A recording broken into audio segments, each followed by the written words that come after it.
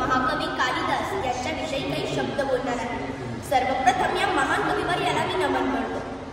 संस्कृत भाषेमधील महान साहित्यकार महाकवी कुलगुरू कालिदास यांचे साहित्य हजारो वर्षांपासून सर्वांना प्रेरणादायी ठरले आहे।